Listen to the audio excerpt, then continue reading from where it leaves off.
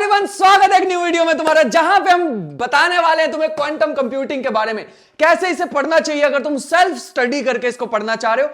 Path थोड़ा मुश्किल होता है बट इसको अचीव करना पॉसिबल है, और मुश्किल चीजें ही मजा आती है मुझे, मुश्किल चीजें करने में ही, और आसान चीजों को करने में तो क्या ही फायदा है ना। तो आज मैं तुम्हें सारी चीजें बताने वाला हूं कि स्टार्टिंग कहां से करनी है और एंड कहां पे होगा। वैसे तो एंड है ही नहीं इसका, बट एक थ्रेशोल्ड तक पहुंचाने की कोशिश करेंगे और सीखेंगे यार साथ साथ चीजों को, ठीक है। तो सबसे पहले क्लासिकल कंप्यूटिंग हमें सीखनी होती है ना। सारी चीजों पे जाने से पहले quantum computing it is a very very very advanced subject. तो वहां पे जाने से पहले ये तो पता होना चाहिए कि क्लासिकल कंप्यूटिंग क्या होती है। मैं से अज्यूम कर रहा हूं कि मेरे को कंप्यूटिंग का बिल्कुल भी नहीं पता है, जो कि नहीं पता है। तो एक्चुअल में हम जानेंगे कि एल्गोरिथम्स क्या होती है, कैसे वर्क करती है, लॉजिक क्या होता है, और डेटा स्ट्रक्चर्स क्या होता है, कंपोनेंट्स ऑफ कंप्यूटर्स क्या होते हैं। सारी चीजें बिल्कुल बेसिक से, ये नहीं कि किसी ने वो थ्योरी पढ़ा दी तो बात बन गई, नहीं। चीजें आई कहां से, स्टार्ट कहां से हुई, कैसे बनी, कैसे डेवलप हुई।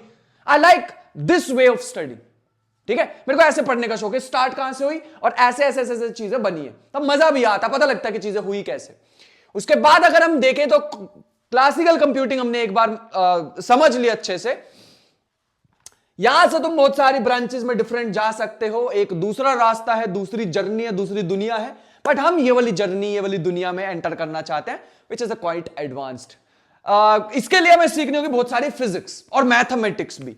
तो पहले मैं फिजिक्स की बात कर लेता हूं। तुम्हें क्लासिकल मैकेनिक्स में न्यूटोनियन मैकेनिक्स सीखनी होगी, उसमें डिफरेंशियल इक्वेशन, मतलब एक तो हमने 12th क्लास में ही सीखी होती है, थोड़ा सा एडवांस्ड हमें पढ़ना होगा यहां पे। उसके लिए मैं मैथमेटिक्स भी बताऊंगा क्या क्या रिक्वायर्ड होती है।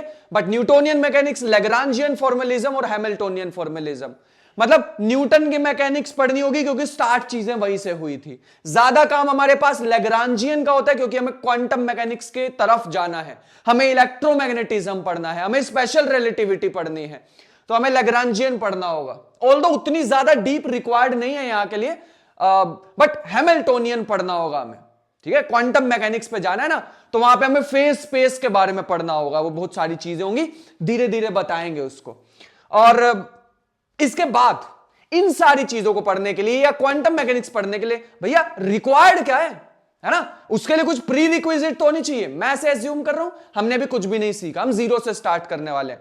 तो अप्लाइड और प्योर मैथमेटिक्स दोनों ही हमें सीखनी होगी। देखो अगर मैं तुम्हें सच बताऊं तो अप्लाइड मैथमेटिक्स और प्योर मैथमेटिक्स थोड़ी थोड़ी मैंने सीख रखी है, बट मैं तुम्हें बता देता हूं कि हमें क्या क्या सीखना होता है। मैं फिर से इसको इस बार इस पर्सपेक्टिव से सीखने वाला हूं ताकि हम उसको अप्लाई कर सके। मैंने इन जनरल मैथमेटिक्स पढ़ी हुई है कि ये चीजें होती हैं।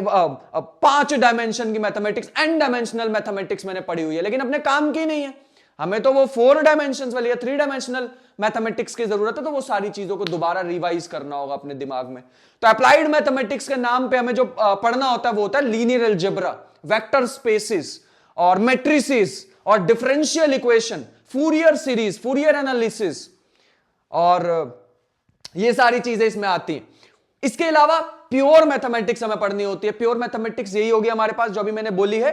अप्लाइड में थोड़ी और चीजें भी आ जाएंगी, जैसे अभी मैंने डिफरेंशियल इक्वेशन बोला, तुम्हें थोड़ा सा हमें इंटीग्रल कैलकुलस के बारे में जानना होता है कि इंटीग्रेशंस से कैसे डील करते हैं, क्योंकि वहां फूरियर सीरीज में थोड़ा सा काम, फूरियर ट्रांसफॉर्म में काम आ जाएगा।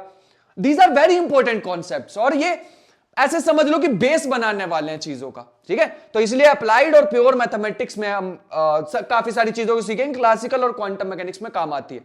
और उतना भी ज्यादा हमें डीप इसमें जाने की जरूरत नहीं कि सिंप्लेक्टिक स्ट्रक्चर्स पढ़ रहे हैं हम क्लासिकल मैकेनिक्स में, उतना ज्यादा डीप जाने की जरूरत नहीं। हम लेयर लेयर पढ़ेंगे इसका, और हम यहां पहुंचने जितना पढ़ेंगे बस इतनी क्लासिकल मैकेनिक्स पढ़ लेंगे कि हम यहां तक पहुंच पाए, चीजें समझ पाए, फेज स्पेस को समझ पाए। ये ना हो कि फिर हम भी बोल रहे हो कि quantum mechanics nobody can understand. भाई वो समझते हैं, बस वो सच बताऊं तो एक्सप्लेन नहीं कर पाते हम चीजों को अच्छे से। कोई भी ऐसी इंटरप्रिटेशन क्वांटम मैकेनिक्स की नहीं है जो कि 100% सेटिस्फाइंग हो, ऐसा नहीं है। तो पढ़ा जा सकता है इसको, ठीक है। यहां के अगर तुम सफिशिएंट नॉलेज ले लो, नेसेसरी सफिशिएंट, तो मतलब जितनी हमारी रिक्वायर्ड है यहां के लिए बताएंगे तुम्हें, उतनी नॉलेज अगर हम साथ में सीखेंगे, डोंट वरी एट ऑल, ठीक है। अपडेट तुम्हें यहां पर मिलते रहेंगे कि क्या क्या कैसे कैसे सीखना अलग अलग वीडियोस में, तो उतनी ही सीखो। उसके बाद हम आ जाते हैं अप्लाइड और प्योर मैथमेटिक्स में। मैंने बता दिया कि अप्लाइड में हमारे पास डिफरेंशियल इक्वेशन और इंटीग्रल कैलकुलस ये चीजें हमारे पास काम की हैं। और प्योर मैथमेटिक्स के नाम पे हमारे पास वेक्टर स्पेसिस, लीनियर अलजेब्रा कह सकते हैं, लीनियर अलजेब्रा हमारे काम का है। ठीक है, उसके साथ भी छोटे छोटे छोटे छोटे बहुत सारे टॉपिक्स होते हैं, टेलर सीरीज ये वो साथ साथ बताते रहेंगे तुम्हें। फिलहाल के लिए नेक्स्ट पे चलते हैं। क्वांटम मैकेनिक्स में हमें काफी सारी चीजें पढ़नी होती है। क्वांटम टेलीपोर्टेशन, जैसे यहां पे लिखा भी हुआ मैंने, क्वांटम डीकोहेरेंस क्या होता है, और क्वांटम टनलिंग क्या होता है, सुपरपोजिशन क्या होता है, बहुत सारी चीजें। और इसका बेस कौन बनाता है? Linear algebra, vector spaces, Dirac notations आ जाती है, वो सारी चीजें इसमें पढ़ेंगे। इसके बाद क्वांटम गेट्स एंड सर्किट्स, इसके बारे में ज्यादा नहीं बताऊंगा, बस टॉपिक्स बता रहा हूं। फिर हमें क्वांटम एल्गोरिदम पढ़नी है। जो यहां एल्गोरिदम पढ़ी थी ये क्लासिकल कंप्यूटिंग के लिए थी, जो बिट्स में 101010 के लिए वर्क करती है। यहां पे क्वांटम एल्गोरिदम, और डोंट वरी, मैं सिर्फ तुम्हें बिट्स और क्यूबिट्स के बीच में डिफरेंस ऐसे नहीं बोलूंगा कि यहां पे बिट्स होते हैं, यहां क्यूबिट्स होते हैं और बस ये क्वांटम कंप्यूटिंग है, जैसे हर वीडियो में हम देखते हैं। ऐसा कुछ नहीं बताने वाला हूं मैं, बताऊंगा तो डिटेल में बताऊंगा। तो क्वांटम एल्गोरिदम्स आ जाएंगे, जिसमें हमारे पास मेनली दो चीजें होती है, शोर्स एल्गोरिदम और एक ग्रोवर्स एल्गोरिदम। इसके बारे में डिटेल में बात करेंगे, सेपरेट वीडियोस डिजर्व करते हैं ये टॉपिक्स। इसके बाद क्वांटम टेलीपोर्टेशन है। फिर हम प्रोग्रामिंग के बारे में सीखेंगे। हमने ये देख लिया एल्गोरिदम कैसे क्या होती है, कैसे बनती हैं, और इसकी डीप स्टडी कर ली एक बार, तो उसके बाद हम प्रोग्रामिंग पे जा सकते हैं। दो तरह के प्रोग्राम हम देखेंगे, एक IBM का क्विज़किट और एक गूगल का क्विर्क। ठीक है, ये दो चीजें हमारे पास रहेंगी, मेनली यही है। और भी चीजों को, सोर्सेज को एक्सप्लोर साथ साथ करते रहेंगे, आगे बताते रहेंगे। तो मैं मेनली हमारे पास अभी यही मुझे सोर्सेज जो बेस्ट लगे। इसका मतलब इसके बाद सारी चीजें सीख ली, नॉलेज ले ली, लेकिन अप्लाई भी तो करेंगे। थ्योरेटिकल नॉलेज का क्या फायदा जब तक उसे अप्लाई ना करें। लेकिन सोचो, हम यहां पर सेल्फ लर्निंग कर रहे हैं, तो कौन ही घुसने देगा क्वांटम कंप्यूटर चलाने के लिए, चलाने देगा हमें? तो उसके लिए हमारे पास क्वांटम सिम्युलेटर्स IBM के द्वारा भी प्रोवाइड किया गया है। वहां पे मैं इसको डिटेल में बताऊंगा कि क्वांटम सिम्युलेटर क्या है और उसको कैसे यूज करते हैं। अभी के लिए पहले यहां तक पहुंच जाए, ठीक है। इसके बाद हमें हमारी जर्नी में क्या आएगा? Experiments with quantum hardware, the most difficult part, जिसमें हमें एक्चुअल क्वांटम कंप्यूटर की जरूरत पड़ेगी। वी विल सी कि इसका रास्ता कैसे निकलेगा, कैसे इस चीज को अचीव किया जा सकता है। बट अभी के लिए ये भी हमारे पाथ में आएगा। बस सबसे बड़ा जो पड़ाव था वो खत्म हो चुका है। इसके बाद कुछ एडवांस टॉपिक आते हैं, quantum error correction, complexity theory, quantum cryptography. अच्छा, यहां पे भी क्रिप्टोग्राफी हमें सीखनी होगी, ये चीज रह गई है लिखनी, ठीक है। तो मैं यहां पे लिख देता हूं, यहां पे भी हमें क्रिप्टोग्राफी सीखनी होगी। यहां पे भी क्लासिकल क्रिप्टोग्राफी सीखेंगे तभी क्वांटम पे पहुंच पाएंगे। इसके बाद हमारे पास खत्म। इसके बाद हमारे पास बचेंगे रिसर्च पेपर, जिसमें ER equal to EPR, wormhole, और कैसे हम क्वांटम एंटेंगलमेंट को, चीजों को कनेक्ट किया जा सकता, मतलब एक तरफ वर्म होल है, एक तरफ क्वांटम एंटेंगलमेंट है। ये रिसर्च पेपर को हम पढ़ेंगे। इसके अलावा भी बहुत सारे पढ़ने होंगे, बट ये भी हम पढ़ने वाले, ठीक है। सो आई होप कि सारी चीजें समझ आ गई होंगी। जर्नी को स्टार्ट करते हैं। काफी सारी चीजें हम तुम्हें बताते रहा करेंगे, अपडेट देते रहा करेंगे यहां पे, और मैं ऐसी वीडियोस बनाने की कोशिश करूंगा, ऐसी नॉलेज देने की कोशिश करूंगा जो कि अभी